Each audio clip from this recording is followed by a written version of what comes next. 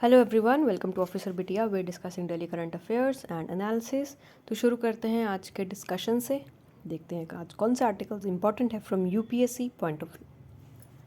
The first article is about UNWMO, that is world meteorological organization. इन्होंने एक तरह से गोल था इनका कि हमें क्लाइमेट को बचाना है, उसके लिए इन्होंने अर्ली वार्निंग सिस्टम्स को निकाला है।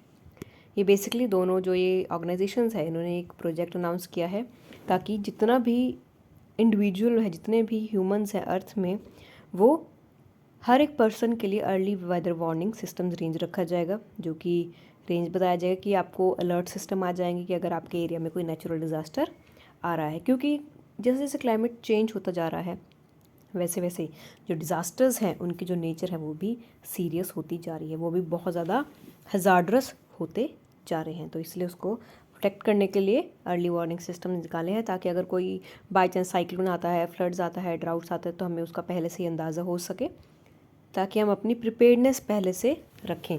ऐसा नहीं हो कि नेचुरल डिज़ास्टर आ गया एंड उसके बाद हम अपनी प्रिपेयर्डनेस शो कर रहे हैं, अपने एफर्ट्स दिखा रहे हैं, उसको कोई फ़ायदा नहीं है। हमें पहले से ही प्रिपेयर रहना पड़ेगा, बाद में साइक्लोन्स के साथ फेस करना पड़ेगा। ओवरव्यू देखते हैं। जो UN जनरल सेक्रेटरी हैं, दैट इज़ एंटोनियो गुटेरेस, उन्होंने अनाउंस किया है ये जो प्रोजेक्ट है WMO के एसोसिएशन के साथ बनाया गया है, जिसका हेडक्वार्टर है जेनेवा में। ये जो प्रोजेक्ट है इसका मेन यही है कि अलर्ट सिस्टम निकालने हैं, जो कि काफ़ी ज़्यादा लिस्ट कंट्रीज़ ऑलरेडी यूज़ करती हैं। जो 1/3 है इंडिया की पॉपुलेशन, अर्थ की पॉपुलेशन, स्पेशली उन कंट्री में जो कि लीस्ट डेवलप है, जहाँ पे डेवलपमेंट बहुत कम है, वो उनको कवर नहीं करती। तो क्योंकि जो हमारी गरीब देश हैं, हमारे जैसे साउथ अफ्रीका है, ये जो देश हैं, यहाँ पर अर्ली वार्निंग सिस्टम नहीं है। एंड इन्हीं की वजह से जो 60% पॉपुलेशन है इन एरियाज़ में जो रहते हैं, उनको बहुत ज़्यादा दिक्कत आती है जब कोई नेचुरल डिज़ास्टर अचानक से हिट करता है। अगर पहले ही उनको इन्फॉर्मेशन हो जाए कि डिज़ास्टर आने वाला है, then it will become quite it becomes quite very overwhelming that the people get to chance कि वो खुद की प्रिपेयर्डनेस कर सकें और डिज़ास्टर को फेस कर सकें। फंक्शंस देखते हैं कैसे अर्ली वार्निंग सिस्टम काम करेगा। आपको ध्यान रखना है, यूपीएससी ऐसे क्वेश्चन नहीं पूछेगा कि अर्ली वार्निंग सिस्टम क्या काम करते हैं, कैसे हेल्पफुल होंगे। यूपीएससी ने पूछना है कि रिसेंटली किन दो ऑर्गेनाइजेशन के कोलैबोरेशन के साथ अर्ली वार्निंग सिस्टम निकाला गया है। तो आपको ध्यान रखना है, it is UN and WMO। Okay, तो इसके फंक्शंस देख लेते हैं। ये बेसिकली मॉनिटर करेगा क्या एटमॉस्फेयर में कंडीशन है, लैंड पर भी और सी में भी। इससे क्या होगा, जो हमारे वेदर इवेंट्स है, जैसे रूरल एरियाज़ में, सिटीज़ में, कोस्टल रीजन्स में, माउंटेन्स में हो, या फिर पोलर या फिर एरिड रीजन में हो, वहाँ पर बताया जाएगा कि कैसे जो अपकमिंग वेदर इवेंट्स है वो हार्मफुल होते हैं। इंपॉर्टेंस देखते हैं। अब हमें किसी बारे में पहले ही पता चल रहा है तो ऑब्वियसली बहुत ज़्यादा इंपॉर्टेंट होल्ड करते हैं। इससे लोगों को पहले से ही डिज़ास्टर के लिए प्रिपेयर कर दिया जाएगा। जैसे फॉरेस्ट फायर हो रहे हैं, ये भी नेचुरल डिज़ास्टर में आते हैं कि आग लग रही है। आग कैसे लगेगी, कैसे लग सकती है, जब टेम्परेचर बहुत ज़्यादा राइज़ हो जाता है, जब वो हीट आइलैंड बन जाता है, तब चांसेस होते हैं कि फॉरेस्ट में आग लग जाए। तो उसके लिए भी होता है। हीट वेव आती है, जब ट्रॉपिकल स्टॉर्म्स आता है, फ्लडिंग आती है। तो ये क्लाइमेट चेंज की वजह से इतना ज़्यादा इम्पैक्ट हमें देखने को मिल रहा है कि अगर हम खुद का ध्यान रखें, क्लाइमेटिक इम्पैक्ट को कंट्रोल में कर सके, तब ये चीज़ें सुधर सकती हैं। अब IMD climate hazards E book and vulnerability E Atlas. अब जो इंडियन मेट्रोलॉजिकल डिपार्टमेंट है, उन्होंने क्लाइमेटिक हैज़ार्ड ई बुक निकाली है और वल्नरेबल ई एटलस भी निकाला है। ये जो ई बुक है, इसका टाइटल है climate hazards and vulnerability Atlas of India, state Tamil Nadu. इसको लॉन्च किया गया है IMD के द्वारा एंड ये लॉन्च किया गया है 23 मार्च को, क्योंकि कल वर्ल्ड मेट्रोलॉजिकल डे था, इसलिए उसको इसी दिन पर लॉन्च किया गया है। अभी जो एटलस है, जो न्यूली लॉन्च एटलस है, ये लोग इसको एक्सेस कर सकते हैं। कहाँ से एक्सेस करेंगे, ये जो वेबसाइट है गवर्नमेंट की, दैट इज़ mosam.imd.gov.in। इस पर्टिकुलर वेबसाइट पर जाकर आप ये एटलस को देख सकते हो। इसमें क्या मिलेगा आपको, डिज़ास्टर मैनेजमेंट एजेंसीज के बारे में मिलेगा कि कैसे आपको कोई डिज़ास्टर आता है, आपको कैसे स्टेप्स लेने हैं खुद को बचाने के लिए, कोई भी डिज़ास्टर जब भी फेस करना पड़ता है।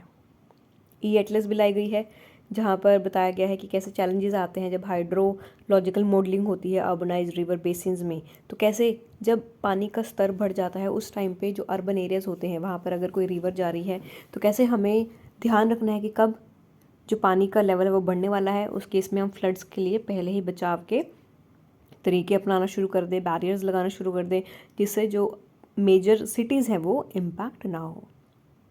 तो बेसिकली ये एटलस का ये मतलब है। और एक एग्जीबिशन भी थी जो IMD ने ऑर्गेनाइज़ की थी, होस्ट की है। इसकी जो फैसिलिटीज़ हैं वो भी इसको ओपन किए गए हैं जो भी मेंबर्स हैं पब्लिक के। अब IMD के बारे में देखते हैं। जो इंडियन मेट्रोलॉजिकल डिपार्टमेंट है वो आता है मिनिस्ट्री ऑफ अर्थ साइंसेस के अंदर। आपको ध्यान रखना है, मिनिस्ट्री ऑफ इन्वायरमेंट के अंदर नहीं आता, मिनिस्ट्री ऑफ अर्थ साइंसेस के अंदर ही आता है। यानी कंट्री का प्रिंसिपल एजेंसी है जो रिस्पॉन्सिबल है किस लिए, वेदर फोरकास्टिंग करने में, मेट्रोलॉजिकल ऑब्जर्वेशन करने में एंड सिस्मोलॉजी के लिए। ये जो ऑर्गेनाइजेशन है इसको हेडवाटर किया गया है दिल्ली में। यानी इसके पास 100 अदर ऑब्जर्वेशंस रहे हैं, स्टेशन है जो पूरे इंडिया में स्प्रेड है एंड अंटार्कटिका में भी है। देखते हैं इंडिया में कौन कौन सी जगह पर इसके हेडक्वार्टर्स है। वो है मुंबई में, चेन्नई, नागपुर, कोलकाता, न्यू दिल्ली एंड गुवाहाटी। तो मुंबई का आता है इधर, चेन्नई, नागपुर, कोलकाता, न्यू दिल्ली और गुवाहाटी। तो आप देख सकते हो आपका इधर वेस्ट साउथ डायरेक्शन में भी है, सेंटर नॉर्थ डायरेक्शन में भी है, साउथ में भी है, वेस्ट ईस्टर्न डायरेक्शन में भी है और नॉर्थ ईस्ट डायरेक्शन में भी है। तो टोटल 5 सेंटर्स हैं IMD के पूरे इंडिया में। तो आपको ध्यान रखना है पूरे इंडिया में कवर किया जाता है। एंड जो डॉक्टर मृत्युंजय मोहपात्रा हैं वो इस पर्टिकुलर ऑर्गेनाइजेशन के डायरेक्टर जनरल हैं।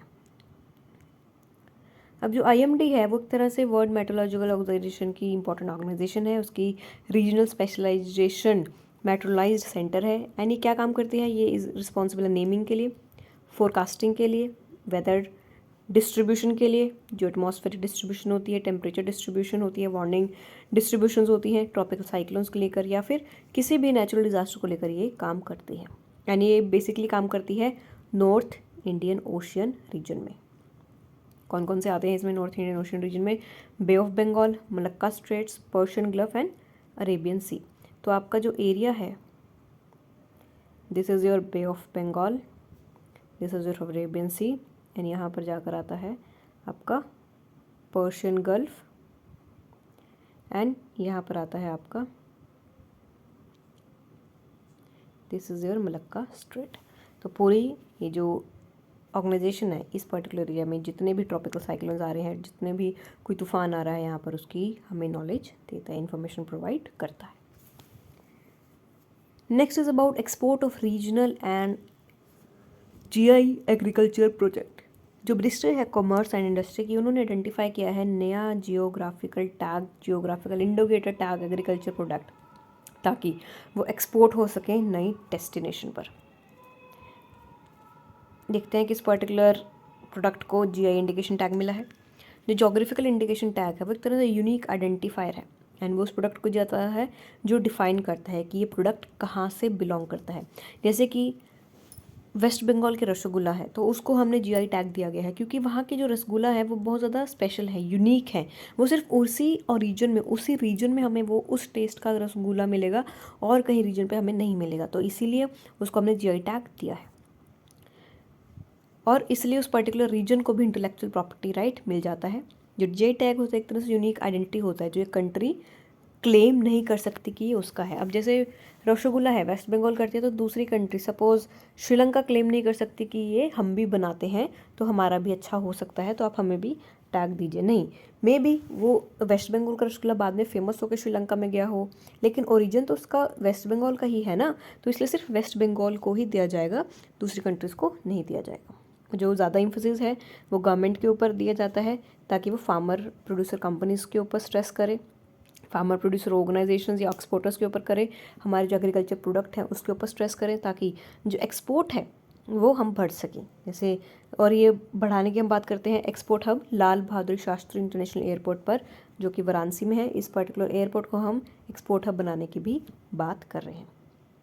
जो कंट्री का एग्रीकल्चर सेक्टर है उसने काफ़ी ज़्यादा रोल प्ले किया है एक्सपोर्ट में जब पेंडेमिक चल रहा था, इसलिए एक तरह से मेजर हमारा सेक्टर है जहाँ पर हमें ध्यान देने की ज़रूरत है। मेजर ये food and agriculture product supply करता है, इसलिए it is very important for us to take care of this sector and help farmers to export their products. अब देखते हैं कि GI प्रोडक्ट्स एक्सपोर्टेड कैसे होते हैं इंडिया से। जैसे इंडिया से कौन कौन से 2 पॉपुलर प्रोडक्ट्स हैं जिसको एक्सपोर्ट किया जाता है, वो है basmati rice and Darjeeling T. और जो गवर्नमेंट है वो ऐसे ही कुछ प्रोडक्ट्स आइडेंटिफाई करने की बात कर रही है कि अगर इनकी मार्केटिंग अच्छे से प्रॉपर्ली हो जाए, कि अगर ये फेमस हो गए, क्योंकि हमारी जो क्वालिटी है वो बहुत सुपीरियर है और ये बहुत ओरिजिनल भी है, इसलिए इसमें कोई भी हार्मफुल केमिकल इन्वॉल्व नहीं रहता। इसी वजह से जो गवर्नमेंट है दैट आए कि इसको फेमस किया जाए, मार्केट किया जाए और जो लोग हैं वर्ल्ड के वो आके इसको परचेज़ करें।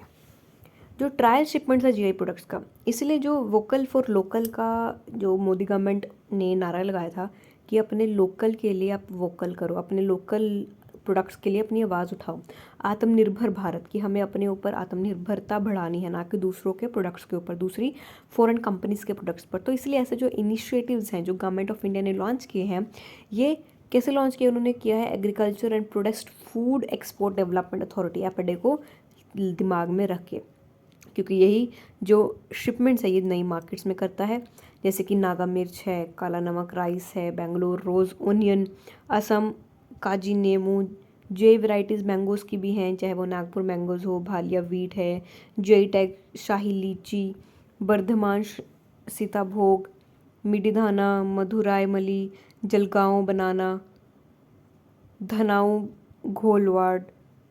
तो ये जो चीज़ें हैं पाइनएप्पल, तो बेसिकली ये यूनिक हैं उस पर्टिकुलर रीजन के लिए, तो इसलिए गवर्नमेंट कोशिश करती है इनको एक्सपोर्ट बढ़ाया जाए और फेमस किया जाए, तभी इंडिया की मार्केट वैल्यू भी बढ़ेगी, तभी इंडिया को लोग पूछेंगे भी और इंडिया की बात करना शुरू करेंगे।